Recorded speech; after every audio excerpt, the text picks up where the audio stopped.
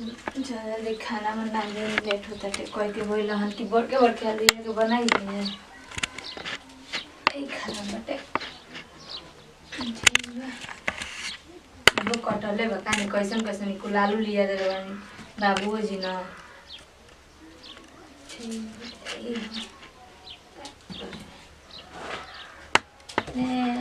अब खराब खराब बना दे तो कौन के ऐसा ऐसा आलू के बनाने में मैं सौन के खराब आलू ये रख दे बना दे अब हम ही छाब ना हम ही बनी घर पे तो के छाब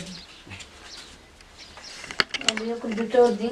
ये मैं सब कुछ चिप्स बना दे निगत होली आइलैंड में होली में छाना है अरे दादा मैं छोटा और का खेती खेती कुल आलू उठा के लिया देले बनी तो उनको बुझाइबे ना करला हेती हेती आलू के सब्जी बन बुझाता कि केरा कबाब जी अब होलिया के लुकवा बनैली अरे ई का करती रे ले जाते सब्जी बनावे खातिर सब्जी बनाओ बदे हाँ। और छोटका उलट का लगा छोटका बिल तो हुए का ना कह के गई यहाँ की बड़के आलू का सब्जी बना दिए और छिलन से छिल के छिलनी से छिल के छिलत हूँ हैं पहले हम आनकर रहल जाता आलू का छिलका ना छिलल जा काट के ओके बोटी बोटी बढ़िया पोआ में तो हुए का कह के गई आलू आलू ये सब्जी ले थौ आलू बोवे के दाई में त करिया टेढ़ हो जाला बहुत हुआ आलू हमें केराई नहीं है केराई के हेती मटर नहीं थी लिया दरमन मटर मती ने के उसिन के बनाओ हम ना बने हमारा से उसिन के ना बनी उसिन के बनाओ ना ते कर मखनी बनाओ हमारा से ना बनी बाबूजी हम कोई करो खइबे ना करिए नु बनाई तो हम न खाए ससुर कहीं को खड़े करई त ना करिया बाबूजी करिया दुखाता हां बढ़िया के लेके जाता हूं आई छोटका के बनाई हमारा जी बाबा बनाई हां तो हमारा से ना बनी छिल के 10 घंटा के छिला ना है ना पहले वो जमाना रहे कि आलू का छिलका ना छिलल जाए इतना बढ़िया सब्जी होके आई आवत है बड़का आखिन के लग गए आलू हमारे से ना बन बाबूजी लेके जा बनावा हम ना बनाई ले जो रे बाबूजी खाइबे ना करे नहीं को बनले ना निकाले तो फेंक देना कतर हम ना खाइ थरिया हटा देना कतर का छिलका सही ते कुल बना कर छिल के बनाओ जो हट चल हटाओ चल जो हट यहां से हैं आवत हूं अथवा करे बढ़िया आलू खाइबू हैं आलू खाइबू बढ़िया पहले हो बड़का हो आलू ससुरा कहीं का हारी हो इतना बढ़िया सब्जी पकत रहल है कि छिलका ना छिलात रहल हैं आई लोग छिलका छिल के सब्जी बनावत है हैं तो आज छिलका तो हम खियावत है आलू ताला मार दे रह जबू बिना आलू का सब्जी या गोठत रह जेबू अब वो सर पाड़ा में तीन हवा तक कहत हवा कि सब्जी बनवावा तो छिलका से छिलनी तोड़ दे छिलनी उन्हें फोड़ फाड़ दे तोड़ दे वो ही जब छिलनी सारे आलू खाता आवा आलू खियाई बताओ फोड़त कढ़िया टेढ़ हो गई ऐसा लोग इनके महारानी के कहती तो छोट आलू ना खाइए बढ़िया खाइए आवा तो के बढ़िया खियावत है हम आलू आवा फोवा खाइए तोर जब टंगरी हो जा उलट जेबा चित्ते आवा तो के आलू का फारिया सारे खियावत है हाँ का पकड़ाई बड़ा हो हाँ पकड़ाई नहीं हम हाँ पकड़ा नहीं फोड़ तब साथ मुँह यही जतो क्या भाई ने फोड़ दबा मुहावा आया छिलका सहित बना देती अटक रहे घाटी में घटी में अटक गल हम ही तो बोलने के बड़का लेके उसी के बना तब साथ मुँह में भाई ने तो के ढेर अटक जाता था अपन ना कहला चल के कोड़म पका खा रहा था पका के खाइला सर तो देखला छिलका छिलीला छिलका छिलीला हम छिलका वाला ना खाए बताते हैं पहले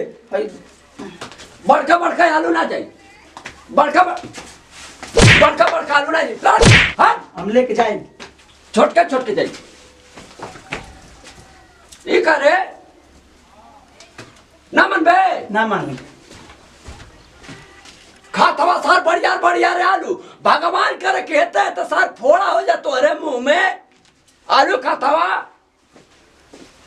खा लो आलू चीट चाटे में सही आलू फेंक देबे जे तेज आपकी पक जाई कुललू खाली भुनु कर घर में कइला त कर हैं बताई उहा के कह के गई नहीं है कि बड़के आलू का सब्जी बनाई आलू दम बनाई बिना छिलला बनाई तो नटाई में गड़ गए उनकारा धसत रहुए अलग फरमाइश है, 2 जना बना देते, एक जना के अलगे बना के दी, एक जना के अलगे बना के दी। कानी केंगे बना बना हम लोग के खियाई, हम तो समझ में दिन भर खाना आदमी बनात रही तोरी घर टल कानी केंगे करी आ नहीं करत न त कहत जे खाई ना एगो तो हमई बानी इन लोग के बिन लोग के छोटी-छोटी आलू के बाबूजी कहतन कि छोटकी आलू के उहे कहतन कि बड़के आलू के बना के दे। अलुआ छिलनिया तो कर करे जा फट गल का। आए पहले का हमार का जमाना रहे हो कि बिना आलू का जो छिलका रहे हो का सब्जी बने। आई नया नया आलू दुल्हन तब पूरा उलाटे पर लगल हो का। तो बताई हमाई का करी दुनिया में बड़का आलू बनाइबू छोटका के बनाई हमारी आए आजादी बनाई। हां हमार से ना बनी छोटका के आलू नहर में बड़े-बड़े आलू बनल में ये छोटी-छोटी आलू हमार से पकाता नहीं पकावे में का तोरे हाथ के मेहंदी गल जाती है का। हाथ के मेहंदी तो बोल दिन तो हो लेकिन मैं हाथ के मेहंदी छूटती है, हाथ के मेहंदी गलती है और तो गुनगुना तो कूल एकदम। आई कहिया से बर्तन माजत हो। हां कहिया से बर्तन माजत हो। कहिया से माजत 2 हाली खाना बनानी तो माजी ना दिन भर 17 हाली तो दिन भर तो खाना बनात हमें लग जाता है। उनके अलग बना के दा रवा के अलग बना के दा। जे आलू कोड़त हो ओकर करिया टेढ़ हो जाता, जे मेहनत करत हो ना जानत हो खाली तू पतो है रानी खाली उड़ल जानत हो। जे यानी उड़ के कोड़बू पानी पटाइबू ना त ये तोरा नानी याद आ जाई। तो उहे ना जी में काम बा घरवा के काम आ बाहर के काम दोनों बराबर होला, खाली आदमी के लौकेला ना घर में जे करेला ओके ना बुझाला कि घर में केतना तोरी मतिन मेहंदी लगाव के रहत ना तो कोड़वा मेहंदी लगा के सूझ जाती, खैला बिना उलट जाती मर जाती। तो सूती सूती माना करतनी का हो पानी छोड़ देती है मशीन आई थी कल तन हम हूं ना अब कुछ ना करो हटी जाई हटी जैसे बतना बिटरे दी के बनाई। हां के करी हो आज। हां का बाबूजी हमेशा हमरा पर खिसियत रहनी हमेशा के 4 लाठी लागे जाइए बहिने तोर पतो है रे हम पीटला चाहिला तम आउ घर के काम में कहू ना करब सुन ली ना करबी। हां ना करब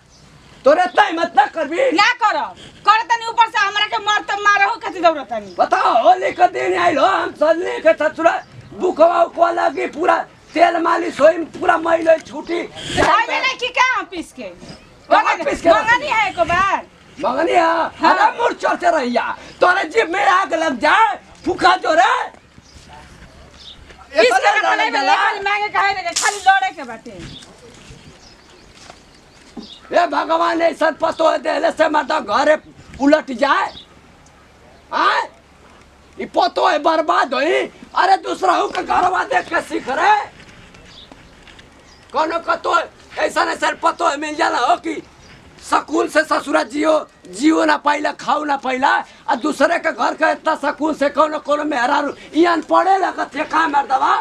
तंचल चिल्ला दे थे जाना था खटिया पे उलट जातू खा के महारानी। हैं जय हम आ जाए ना तो ये था लग जाई तो या खबा या खैया तो हमका नानी याद आ जाई करिया टेल कह के हो आलू खन खन के ऐन के जियावत है का तबे से कहीं बच्चे के लेके तबे से रट कर ले बनी जा तनी पीसा त बनी हम पीछा कहानी है तो के हैं करे तपन ने कहानी आज बुका फिर लवली लगाओ था तू है लवली उहे कुल रखी उहे कुल रखी फिर लवली लगाओ था तू पहले का बुजुर्ग पहले का पता है बाबू बुकवा लगा के पूरा माई छोड़ाओ तो आए फिर लवली लगाओ तो दादा हो लड़का का फिर लवली लगावे मऊगा सार के ओके मिस बताओ अपने आदमी के जब ना मिसी तो कहाँ हमार सेवा कर भी रहे हैं चिल्ला तनी कपड़ा पर जाई ना दुआरे कपड़ा पर चढ़ जाए भाई कपड़ा पर तुरंत अब आई जानबे ना कलू कि हम कौन खानदान कहीं जाना तनी कौन खानदान करवा हम आई लोग आई बना दिए जगो आदमी है तको बांध के बाटा मटम लगा के कपड़ा रेडी कैले रहिए हमरा से ना होई कह दे मुंहे के आके बांध ना होई ना बुको हम पीस देते हैं। हाँ तो कौन ने छेद कर जन्म है रे माई से पूछे हाँ जवन ससुरा कहीं का बियाह शादी फसवा के करवा दे ना कुल अगुआ सारे दुआरे आज है ना तो टंगरिया तोड़ देबे छछुनरिया रे ए भक बेलरिया ए बनरी तोरे ला शरम ना रे होली के त्योहार के मुंह लड़ाओ थई तब ना बोला तनी तबे से चुपे न कराओ तनी हम आवत है जल्दी पीस के रख अब पूरा माल एकदम मैलो छोड़ाओ और बांध के में देवे के बाद उनका धन में अब हो के लगा होगा के बकुआ पूरा मैल छोड़ा दिया बढ़िया से नहीं तो सारे यहाँ तो वो क्रीम पाउडर तो लेके लगी मी से ठीक बनाओ ना तो हमरो के लगियन मारे लगी दिन रात क्रीम में पाउडर और लिपस्टिकिए में रह जा लोग। हाँ तो पिसा गइल बेटे कहाँ चल दे पिसा के बस सुता के पीस दामौ के पिसा के तो बड़ी मेहरबानी करत हूँ जवान ससुरा कहीं कहीं तिलक बार अच्छा में नाश कर डाला कुल हो। मामूली दहेज मिलत रहे तो टाइम में मुंह बाके ना बकर रहे कि हाँ ना बियाह करब हाँ तोहर माई आजा पूरा भर देले घरवा घरवा नेखन भर देले ऐसे तन बनी न तो एकरा के ना बोले में बिख मत कर बहनी ना तो लाठी दे चित्ते मार के गोजिया से।